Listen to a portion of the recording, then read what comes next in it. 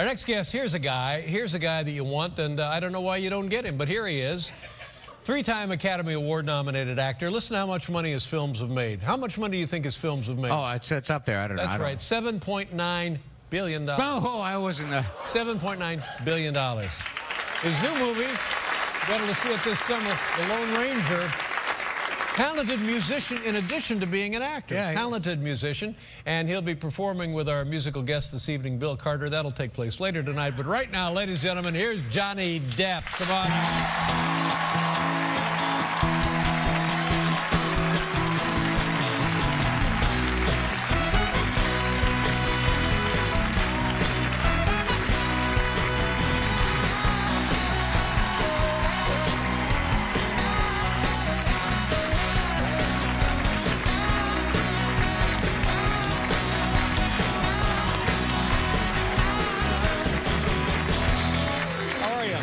Good. Thank you so much for being on the program tonight. This is exciting. Now, here's how dumb I am. I didn't realize that when you wanted to be in show business, it was going to be as a musician. You are a musician, and that's what you thought you would be, a famous, whatever, musician.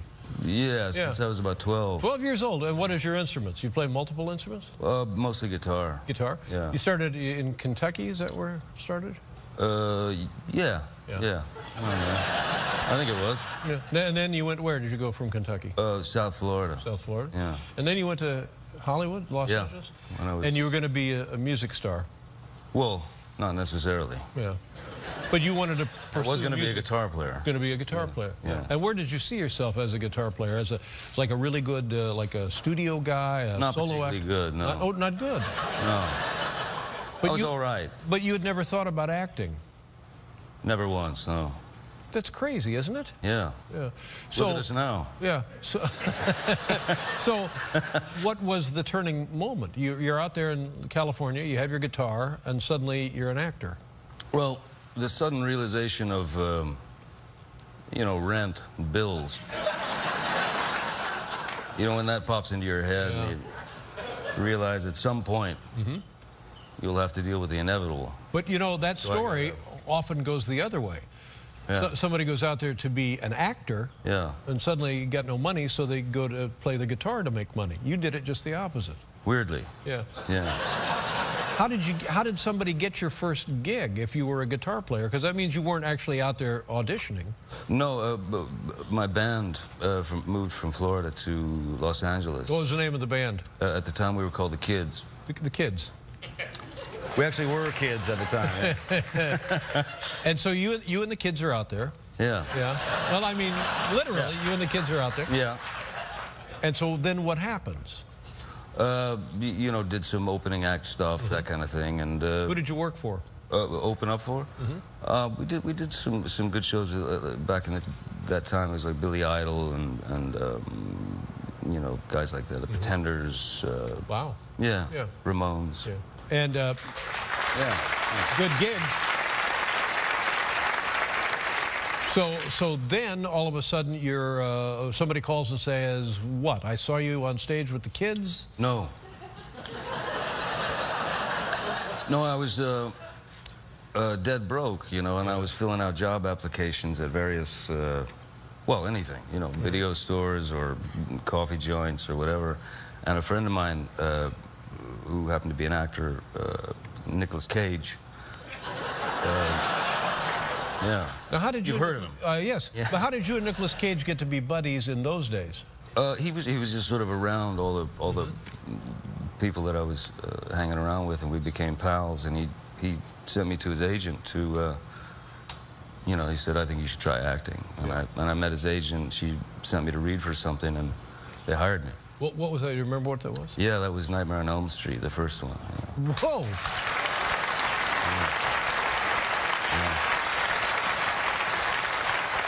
That's pretty good. I was about 3 when I did. And then later we got a man named Bill Carter, who is well known in Texas music and Southwestern music, or what they call Americana, I guess. Yeah. A singer-songwriter. And you met him where? Where did your paths meet? Bill and I met, Bill and Ruth Carter, wife and partner? his wife, yeah, they're amazing songwriters, and I met them when I was doing Gilbert Grape in Austin. Yeah. And yeah, you know, we all just hit it off, you know, and so they were my kind of saving grace during that period because it was a long movie, and so I did the movie, and then I moved in with them for a few months. Right. That's amazing. Your movies are interesting movies and huge commercial successes. I mean, rarely do you get that combination consistently. It's got nothing to do with me, I don't think. No. I could have done any of those films. And I wish I had, frankly. We'll be right back with Johnny Depp.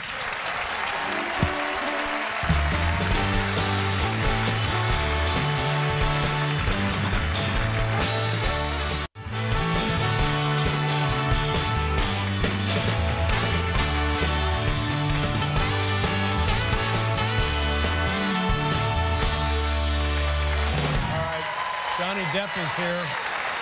I can't thank you enough for being here. It's a nice night for us, and I hope it's for you as well, because you're here with your friend, and we're going to hear some music later. Yes, sir. Let's talk about The Lone Ranger. Oh, I'm so excited for this movie.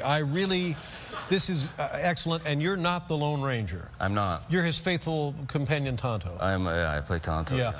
Do you mind if I just show these? Oh, sure. These are great. And the Lone Ranger is, of course, who's the Lone? Army Hammer, yeah. And that's you. He's terrific, yeah. He's great.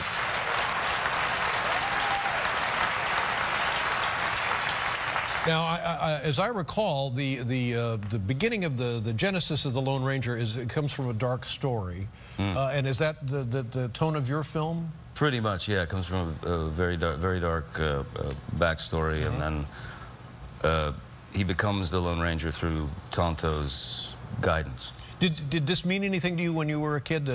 Maybe after the radio broadcast, but it was a TV show as well. Yeah. Did you like the Lone Ranger in those days? I did. I liked watching the series. I was always somewhat confused about Tonto's position. I always thought, well, why does Tonto go and have to do this? And why is he sending the Indian off to go? Right. And is that different in this movie? Oh, very different. Yeah. Very different. This looks like a painting. This looks like a Charles Russell rendering, doesn't it? That's fantastic. You look.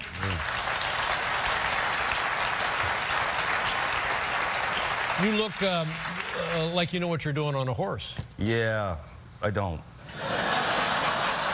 That was probably about 2.5 seconds before everything went very sideways. But I'm telling you, I mean, forget the movie. I'd pay $10 just to look at this picture. But you ride. You don't ride? I have. No, I've ridden quite a lot in various movies and stuff. And, you know, growing up in Kentucky, you grow up around horses and everything. But every horse is different. Sure. You know, so, yeah. So you had to ride that horse at top speed? Quite a lot, yeah. How did that go? Went pretty well up until a point, yeah. There was one moment in particular where it got unpleasant, where the horses had been running. We'd been running them all day, so they weren't really interested in slowing down at all. So we went to we were shooting in a different place in the desert where there's these, you know, there are little bumps and things growing, and so my horse that I was on decided to jump a couple of these little obstacles. Horse was unaware that the saddle I was wearing to sit on top of it was sort of jerry-rigged, kind of faked. It was to give the effect that you were riding bareback the horse. To give the effect that I'm riding bareback. So basically, it's not really tight on the horse. It's just enough to. Yeah, just a little tissue there for you to sit on. Essentially, yeah. A Band-Aid. And so yeah, when we came down, I went to the saddle slipped, you know, and I went to the left and had the reins here, and somehow had the wherewithal to grab the mane of the horse. And then the next thing I saw, all very calm for some reason. I figured that fear would kick in, but it didn't. I was waiting. All I saw were in front of my eyes were these very muscular horse legs, and the striations of muscles moving, you know. It's kind of death machine. And One word popped into my head. Hooves. Hooves. You know? Hooves. Hooves.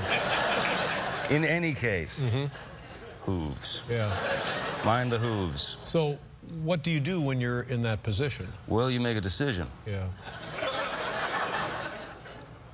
Will I go with the beast until someone wrangles it? Yeah. Or will I drop? You know, it's a crapshoot. Sure. And what did you choose? I dropped. You dropped. Now, when you... I mean, you know, we're being silly about this, but you really could have been seriously injured, if not killed. Horrifically mangled, at the very least. Yes. Yeah. You landed on your back. Did you get stepped on? I landed on my back. You know, hit the deck pretty hard, and the one thing that saved me was the horse's instinct to lift his front legs and go over me. Stepped over you. Stepped over me. Had he not, God, it was coming straight down into the head. Yeah. Broken ribs, strains, bruises, anything? No, he just kind of clipped me with his back leg, so it was just a little sore. Just kind of clipped you with his back leg. Yeah. Yeah, a good horse will do that. Oh, my God. But honest to God, where are the stunt people, for heaven's sakes? You're Tonto. Yeah. You don't need that.